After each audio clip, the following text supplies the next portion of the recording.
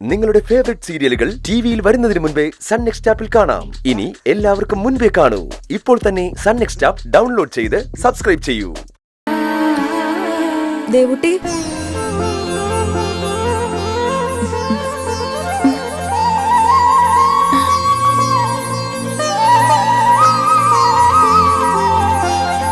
അഖില നിന്നെ കാണാൻ വന്നതാ. സത്രത്തിൽ പോയപ്പോ നീ പുഴയരികിലേക്ക് ഇറങ്ങിയെന്ന് പറഞ്ഞു.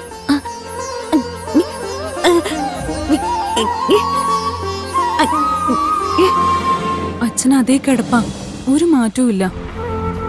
വീട്ടിലെ സ്ഥിതി ആകെ കഷ്ടത്തിലാ ദേവൂട്ടി. അച്ഛൻ കിടപ്പിലായതോടെ എല്ലാം താറുമാറായി. വരുമാനവും ഇല്ല, ചെലവും കൂടി. അച്ഛനെ നോക്കി നോക്കി അമ്മയുടെ ആരോഗ്യം പോയി. പിന്നെ വിനോദിന്റെ കാര്യം ദേവൂട്ടിക്ക് അറിയാലോ. അവന്റെ പഠിപ്പിന് നല്ലൊരു തുക വേണം. അങ്ങനെ ഇപ്പൊ ആകെ ബുദ്ധിമുട്ടില്ല ഞങ്ങള്. നീ ഇതൊക്കെ ദേവുട്ടിയോട് പറഞ്ഞിട്ട് എന്താ കാര്യം? ദേവുട്ടിക്ക് എന്ത് ചെയ്യാൻ പറ്റും? ദേവുന്റെ കാര്യം അതിലും കഷ്ടമല്ലേ? അതൊക്കെ എനിക്കറിയാം. എന്നാലും എന്തെങ്കിലും ഒരു സഹായം കിട്ടുമെന്ന് അറിയാൻ വേണ്ടിട്ടാ ഞാൻ വന്നത്. അതിന് ദേവുട്ടി എങ്ങനെ സഹായിക്കണമെന്നാ നീ പറയുന്നേ? പൂക്കട ഇപ്പൊ തുറന്നതല്ലേ ഉള്ളൂ. അല്ലെങ്കിലും അവിടുന്ന് സഹായിക്കാൻ പറ്റിയ വരുമാനമൊന്നും ഇല്ലെന്ന് നിങ്ങൾക്ക് അറിയാവുന്നതല്ലേ? അത് പൂക്കട ആർക്കെങ്കിലും വിൽക്കാൻ പറ്റുമെന്ന് അന്വേഷിക്കാനാ അമ്മ എന്നെ അയച്ചത്. അതിനു മുമ്പ് ഈ കാര്യം ദേവൂട്ടിയോടൊന്ന് സൂചിപ്പിക്കാൻ പറഞ്ഞു. പൂക്കട വിൽക്കാനോ? അപ്പോ ദേവുന്റെ കാര്യം എന്താവും? എങ്ങനെ ജീവിക്കും ദേവുട്ടി? ഒന്നുകിൽ ദേവൂട്ടിക്ക് പറ്റുന്നത് പോലെ ഞങ്ങളെ സഹായിക്കുക, അല്ലെങ്കിൽ കട ആർക്കെങ്കിലും കൈമാറുക. അങ്ങനെയാ അമ്മ പറഞ്ഞത്.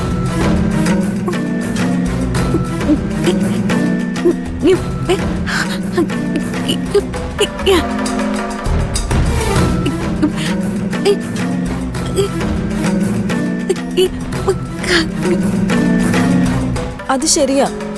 ഇപ്പൊ കട വിൽക്കാൻ ശ്രമിച്ചാ അത് നഷ്ടത്തിലേ തീരൂ.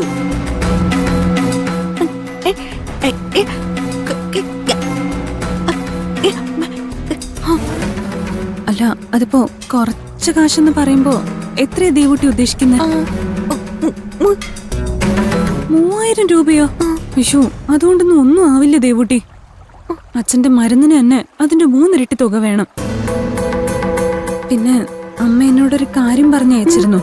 അച്ഛൻ വാങ്ങിത്തന്ന ആ ഒരു പാദസരം ഇല്ലേ, അത് തൽക്കാലത്തേക്കൊന്ന് തരാൻ പറഞ്ഞു അമ്മ.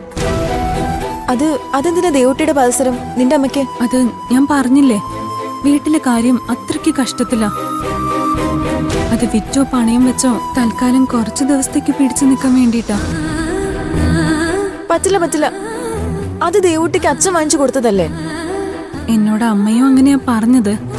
ദേവൂട്ടിയുടെ കയ്യിൽ ആവശ്യത്തിന് പൈസ ഇല്ലെങ്കിൽ തൽക്കാലം അതെങ്കിലും ഒന്ന് തരാൻ പറഞ്ഞു. അതൊന്നും ശരിയാവില്ല.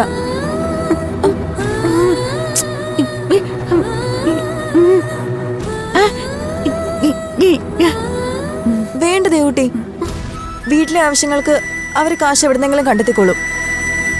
നീ എന്തിനാ പാദസരം കൊടുക്കുന്നത്?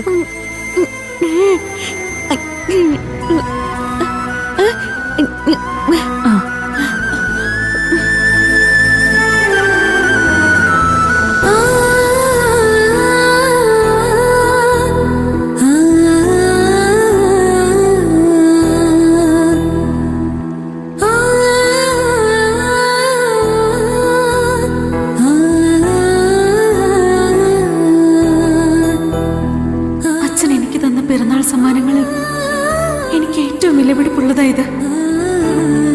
അത് പൊന്നിന്റെ വിലയല്ല, അച്ഛന്റെ സ്നേഹം. അച്ഛൻ ഇതെന്റെ കാലിൽ അണിയിച്ച നിമിഷം ഞങ്ങൾ രണ്ടുപേരും സന്തോഷം കൊണ്ട് കരയുകയായിരുന്നു.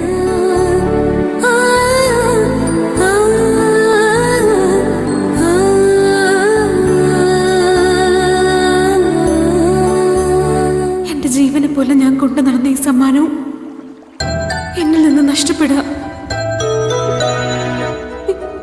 എന്റെ അച്ഛന്റെ മനസ്സായത്, എന്നോടുള്ള സ്നേഹമായത്.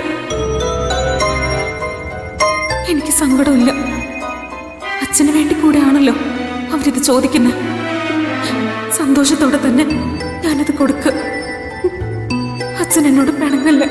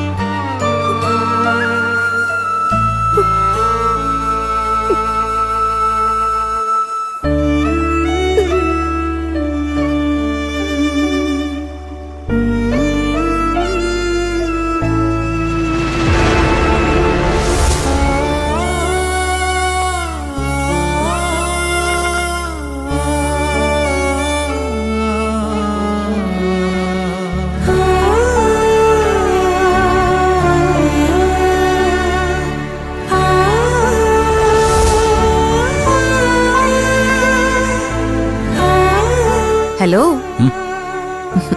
നീ എന്താ ഇവിടെ ഇരുന്ന് സ്വപ്നം കാണാ? എന്താടാ, എന്ത് പറ്റി നിനക്ക്?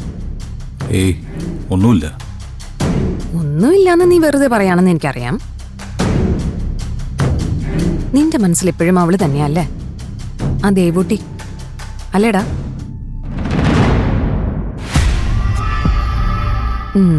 നീ ഇപ്പൊ അവളുടെ കാര്യം ഓർക്കാൻ കാരണം എന്താന്ന് എനിക്ക് മനസ്സിലായി.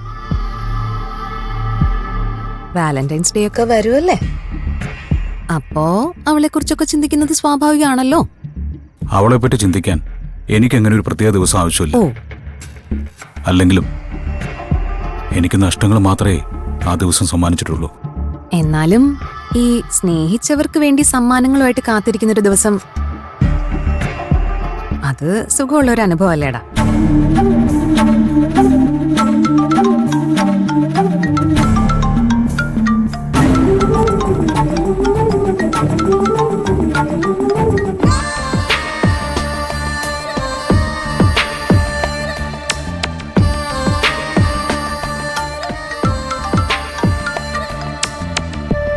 ഹലോ കസ്തൂരി. ആ സന്ദീപേട്ടാ, എന്തൊക്കെയുണ്ട് വിശേഷങ്ങൾ?